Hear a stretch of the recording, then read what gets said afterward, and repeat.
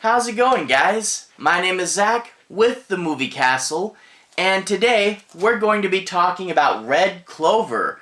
This is from 2012, and apparently also has the alternate title of Leprechaun's Revenge, and this is from the After Dark Originals line.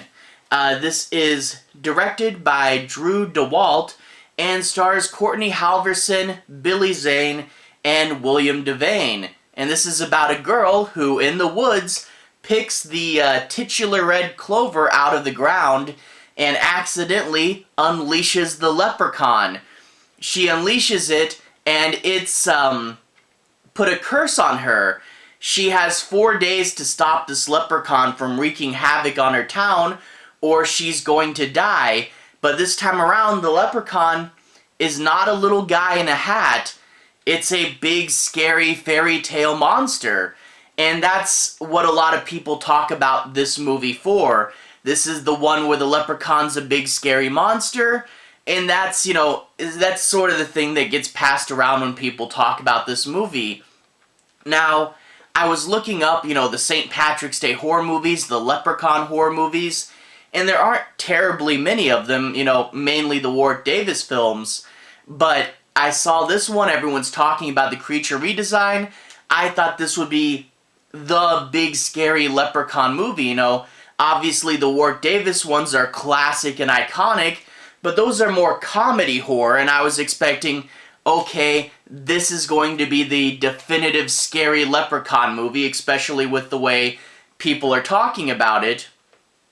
And overall, it's okay. It's not the greatest thing ever.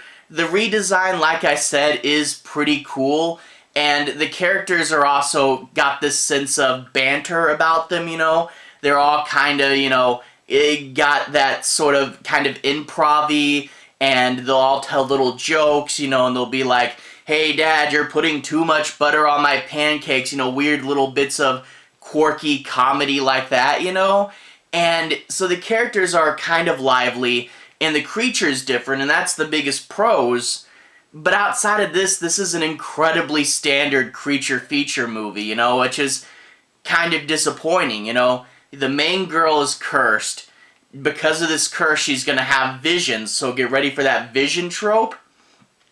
She does research, she looks up about the leprechaun and the curse, finds the situation, and why that's going on. The leprechaun's going to pick people off, starting at the randos and moving on to your main characters, and it's just incredibly standard, So a few more specifics, the kills I thought were okay. There's nothing too super special. A whole bunch of the leprechaun popping out, leprechaun jump scares, and then he goes to eat you. And, there's like a scene where a guy, he sees the leprechaun, he's running away, and he gets in the elevator and he's safe, but surprise, surprise, the leprechaun's already in the elevator, which, yeah, that's okay, I guess, and it's kind of like that, I feel this could have been better and more creative, but it's just the leprechaun pops out and gets you and every now and then does something different.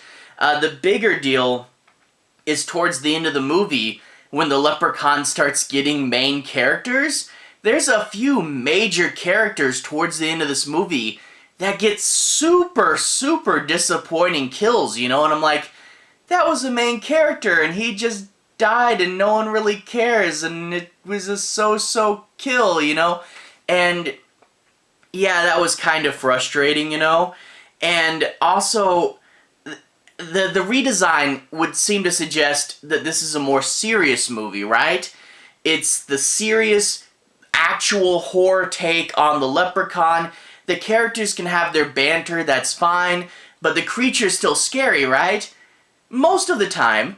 But then there's like the car kill, where the leprechaun drives a car and runs a guy over, and I'm like, this is much more in the vein of the Warwick Davis leprechaun. He's done that a few times, actually. But to see this big and scary looking leprechaun driving a car was probably unintentionally hilarious, and I'm like, there's a few other times where this goes into straight comedy. I'm like, okay, how comedic is this movie supposed to be? Is this supposed to be the big scary leprechaun, or is this another comedic take on the leprechaun? And I really wish it was more balanced, but yeah, that car driving scene was so goofy, and I don't think it meant to be that way. But yeah, so the kills aren't great. And the other big problem is those visions I mentioned, you know? A lot of people in the horror movie fans, there's a lot of people that really hate the vision/dream trope, and I totally get why. Now, when you do a vision or a dream, you can do it to advance the story, like maybe there's a clue or a deeper meaning or the very least disturbing surrealist imagery. But when visions are used bad, it's basically like, hey, we're gonna do something super scary and then immediately take it back. And yeah, if you don't like the vision dream trope, there's a ton of them, especially in the early parts of this movie. So yeah, that's not super great, and they're definitely there. But anyway, without further ado, let's go and talk a bit about the plot. I'm not going to be doing any major spoilers. I do want to analyze the movie, but I'll be avoiding the end bits. Anyway, we open up with the credits, and the credits tell us this legend about how some Irish immigrants came to America, and they brought with them a leprechaun in captivity to bring themselves luck. But of course, it turns sour, the leprechaun gets out, and they have to imprison it for hundreds of years. Cut to the future. We're in the present day. The girl who narrated is our main character, and she's on a hunting trip with her grandpa. The main character, by the way, is a redhead, which, you know, you're talking about the Irish. These are Irish-American immigrants and their descendants. So yeah, get a redhead, which is actually not done near as often in leprechaun movies as you think, and it makes total sense, but whatever, they don't do it too often, but they did it here, so props to that. But the redhead girl's hunting with her grandpa, and she sees this sort of ring of trees in the forest, like an archway in the forest.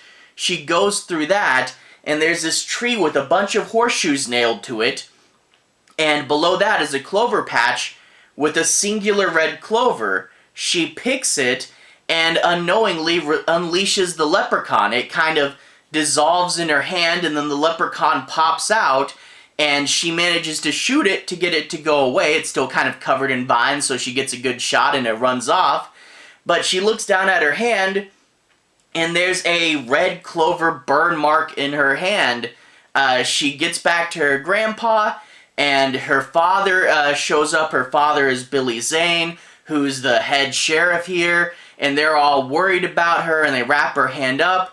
But then she starts to get all these disturbing visions. She looks down at her hand, and she sees the clover sign, and she Googles it. She goes to this website. I think it's something like med search, so medical, right? And it brings up the curse of the red clover. I thought this was a medical site, and you added curses to your database? That's super weird. Imagine if you went to WebMD and it told you, oh, no, you're not sick, you're cursed. We have curses in our database now. It's very helpful. I don't know, that was weird. But she finds out she has the curse of the red clover because she unleashed the leprechaun, and if she doesn't kill it in 4 days, it's gonna kill her. But I kind of have a problem with this curse. You see, the curse says the leprechaun's gonna kill you in 4 days, but the leprechaun's already in her town killing people. How is that a bigger threat than anyone else in the town? The leprechaun's gonna kill you, but you're in a town where the leprechaun's killing people anyway? I guess it keeps the main girl involved in the story. It's an excuse for the visions, and it's a fun visual element, but it overall doesn't really serve much point. But anyway, she says she has this curse, and she tells people, and she tries to get them to believe the truth, and the leprechaun's out there on his killing spree. Like I said, so-so kills, randos to mains, standard fare. But we also find out the leprechaun's killing people to get their gold. You know, that makes sense, leprechauns like gold. It turns out he's actually eating the gold. He eats the gold. I don't know. Personally, I thought that was super dumb. The leprechaun is eating gold, but okay, whatever.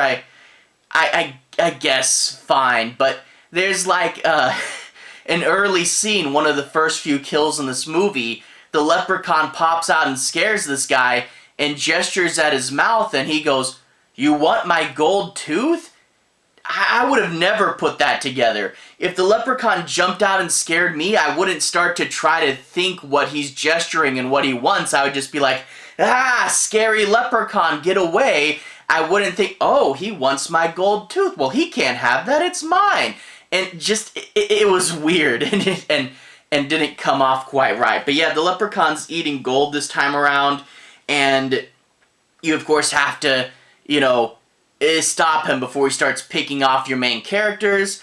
Outside of the girl, we have her grandpa and her father who, kind of know a bit about leprechaun hunting from their family history, but the dad didn't really believe it was real, but the grandpa definitely does.